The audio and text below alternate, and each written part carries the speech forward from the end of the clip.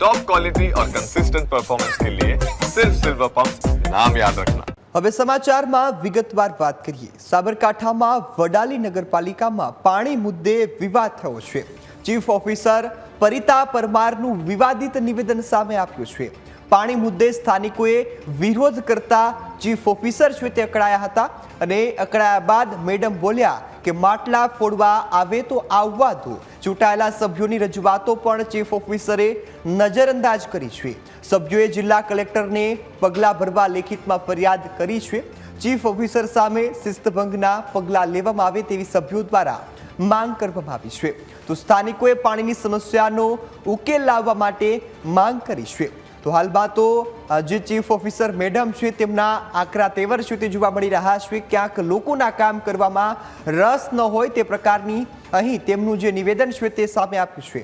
વિવાદિત નિવેદન કે જેમાં તેઓએ કહ્યું છે કે માટલા ફોડવા આવે તો આવવા દો। જે ચીફ ઓફિસરની જવાબદારી છે કે તેમને લોકોની જે સમસ્યાઓ છે તે હલ કરવાની છે, પરંતુ હાલમાં મેડમને સમસ્યા હલ કરવામાં કોઈ રસ નથી દેખાતો। તો સાબરકાંઠાના વડાલી નગરપાલિકાની આ ઘટના છે કે જ્યાં ચીફ ઓફિસર પરિતા પરમારનું વિવાદિત નિવેદન છે તે સામે આવી રહ્યું છે। તેઓએ નિવેદન એવું આપ્યું છે કે હાલમાં જે પરિતા પરમાર છે તે નિવેદન એવું આપીને બેઠા છે કે જો માટલા ફોડવા આવતા હોય તો તેમને આવવા દો। લોકોએ પાણી મુદ્દે રજૂઆતો કરી હતી, પરંતુ મેડમે એક પણ રજૂઆતોને સાંભળી નથી। તેમના દ્વારા આ રજૂઆતોને નજરઅંદાજ કરવામાં આવી છે અને સાથે કહેવામાં આવ્યું છે કે જે લોકો છે તે રજૂઆતો કરવા આવે છે, માટલા ફોડવાની વાત કરે છે, તેમને માટલા ફોડવા દો। તો હાલમાં તો આ નગરપાલિકાના જે ચીફ ઓફિસર છે તેમનું નિવેદન છે તે સામે આવી રહ્યું છે। હાલમાં તો તેઓએ ચૂંટાયેલા સભ્યોની રજૂઆતોને પણ નજરઅંદાજ કરી દીધી છે। તેઓએ જણાવ્યું છે કે હાલમાં કોઈ પણ પ્રકારની રજૂઆતો છે તેઓ સાંભળવા માટે તૈયાર ન હોય તે પ્રકારના અહીં જે ખાસ દ્રશ્યો છે તે સર્જાયા છે। તો પાણી મુદ્દે સ્થાનિકોએ વિરોધ કરતા ચીફ ઓફિસર છે સમસ્યાનું નિરાકરણ લાવવાના બદલે અકળાયા હતા। અકળાયા બાદ તેઓએ અકળાયાને નિવેદન પણ આપ્યું કે લોકો જો વિરોધ કરવા આવતા હોય, માટલા ફોડવા આવતા હોય તો તેમને માટલા ફોડવા દો।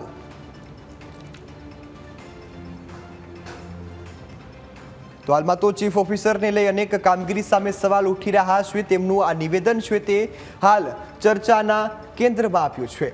તેઓએ નિવેદન એવું આપ્યું છે લોકોને વિરોધ કરવા દો। તેમને કદાચ લોકોની જે કામગીરી છે કરવામાં રસ નથી, લોકોની સમસ્યા હલ કરવામાં રસ ન હોય તે પ્રકારની અહીં સ્થિતિનું નિર્માણ છે તે થયું છે। તો સરકારના આ જે મનમાનીવાળા અધિકારીઓ છે તે ક્યાંક કામ કરવામાં રસ નથી ધરાવતા તે પ્રકારની અહીં સ્થિતિ છે તે જોવા મળી છે।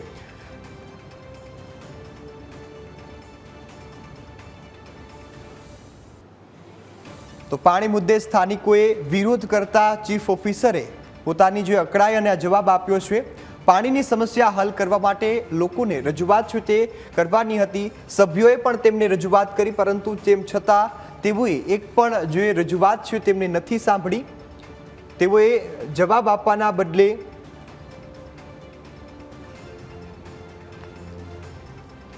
ચીફ ઓફિસરે પરિતા પરમારનું આ વિવાદિત નિવેદન હાલ ચર્ચામાં આપ્યું છે। તેઓએ નિવેદન આપતા જણાવ્યું છે કે હાલમાં કોઈ પણ પ્રકારની જે વિરોધ છે તે કરવામાં આવે તેઓને વિરોધની કામગીરીમાં પણ ક્યાંય ધ્યાન નથી આપ્યું। તેઓએ જે સભ્યોની રજૂઆતો હતી તેમને પણ નજરઅંદાજ કરી છે। સાથે જ હવે સભ્યોએ જિલ્લા કલેક્ટરને પણ આ પગલાં ભરવામાં આવે તેવી માંગ કરી છે। તો હાલમાં તો પરિતા પરમાર જે વડાલી નગરપાલિકાના ચીફ ઓફિસર છે તેમના દ્વારા જે આ નિવેદન છે તે વિવાદિત આપવામાં આવ્યું છે। મેડમ બોલ્યા હતા કે માટલા ફોડવા આવે છે, લોકો વિરોધ કરવા આવે છે તો તેમને વિરોધ કરવા દો। હાલમાં લોકો પાણીની સમસ્યાના કારણે પરેશાન છે, તેમ છતાં પણ લોકો છે તે ત્યાં રજૂઆતો કરવા પહોંચ્યા હતા, લોકો વિરોધ કરવા માટે પહોંચ્યા હતા, પરંતુ આ મેડમ દ્વારા નિવેદન એવું આપવામાં આવ્યું છે કે લોકોને વિરોધ કરવા દો। જ્યારે લોકો લાંબા સમયથી પાણીની સમસ્યાથી પીડાઈ રહ્યા છે, પરંતુ તેમ છતાં પાણી મુદ્દે નિરાકરણ આપ્યું નથી. અનેક વખત રજૂઆતો કરવામાં આવી, અનેક વખત તેમના દ્વારા માંગ કરવામાં આવી, પરંતુ મેડમે સમાધાન લાવવાના બદલે ઉલટા લોકો સામે વિવાદિત નિવેદન આપી દીધું છે. તો ચીફ ઓફિસરની એ જવાબદારી છે કે લોકોને પૂરું પાણી પાડવામાં આવે. સરકાર પાસેથી એ જે ચીફ ઓફિસર છે તે પગાર મેળવે છે, લોકોના કામ કરવા માટે તેમને નોકરીએ રાખવામાં આવ્યા છે, પરંતુ તેમ છતાં પણ લોકો છે તે કામ કરવામાં હાલમાં રસ નથી ધરાવતા. તો આ મેડમનું નિવેદન છે તે હાલ ચર્ચાના કેન્દ્રમાં આપ્યું છે. વડાલી નગરપાલિકાના જે ચીફ ઓફિસર છે તેમના દ્વારા આ નિવેદન છે તે આપવામાં આપ્યું છે. તો વડાલી જે નગરપાલિકા છે તેમના ચીફ ઓફિસરે આ નિવેદન છે તે આપ્યું છે. તેમના દ્વારા કહેવામાં આવ્યું છે કે લોકો જો માટલા ફોડવા આવતા હોય તો તેમને માટલા ફોડવા દો. હવે તમને એમ થશે કે વિરોધ શેનો હતો?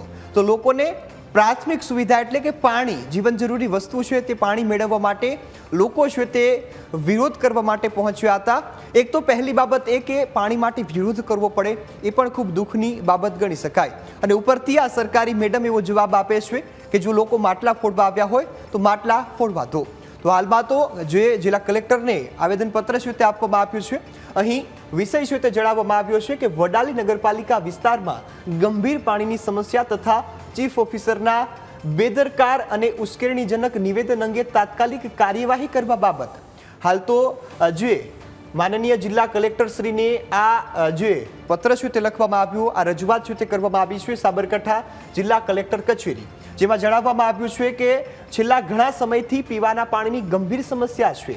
પાણી અનિયમિત રીતે મળતું હોવાથી નગરજનોમાં રોષ અને અસંતોષ જોવા મળી રહ્યો છે. આ બાબતે જ્યારે ચૂંટાયેલા સભ્યો દ્વારા ચીફ ઓફિસર શ્રી સમક્ષ રજૂઆત કરવામાં આવી, સભ્યોએ જણાવ્યું કે પાણીની સમસ્યાના કારણે નાગરિકો છે તે પરેશાન થઈ રહ્યા છે. તેઓ નગરપાલિકા ખાતે માટલા ફોડી વિરોધ કરવાની વાત કરી રહ્યા છે. ત્યારે ચીફ ઓફિસર શ્રીએ માટલા ફોડવા આવે તો તેને આવવા દો આ નિવેદન છે તે આપ્યું છે. સાથે જ અત્યંત બેદરકાર અને ઉશ્કેરણીજનક જવાબ આપ્યા હોવાની સભ્યોએ વાત કરી છે. જ્યારે સભ્યો રજૂઆત કરવા ગયા ત્યારે સભ્યોને પણ આ પ્રકારનું જે તેમના દ્વારા નિવેદન આપવામાં આપ્યું છે. તો આ પ્રકારના નિવેદનથી જાહેર સેવકના પદને શોભતું નથી.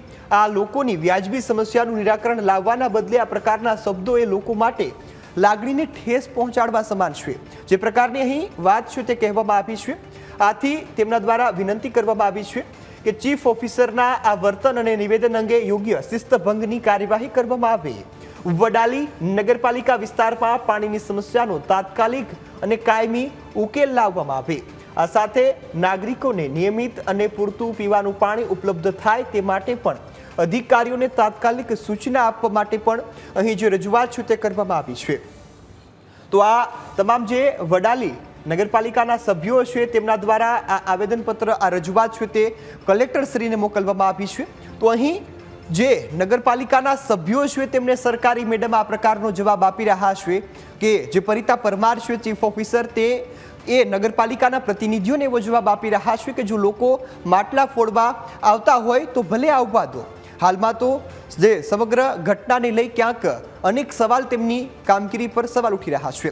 તો આપણી સાથે સંવાદદાતા ચિરાગ છે તે લાઈવ જોડાઈ ગયા છે. જી ચિરાગ, હાલમાં જે વડાલી નગરપાલિકાના ચીફ ઓફિસર મેડમ છે પરિતા પરમાર, તેમનું એક નિવેદન ચર્ચામાં આપ્યું છે કે માટલા ફોડવા આવતા હોય તો આવવા દો. લોકોની સમસ્યા હલ કરવાના બદલે લોકોને ઉશ્કેરે છે મેડમ.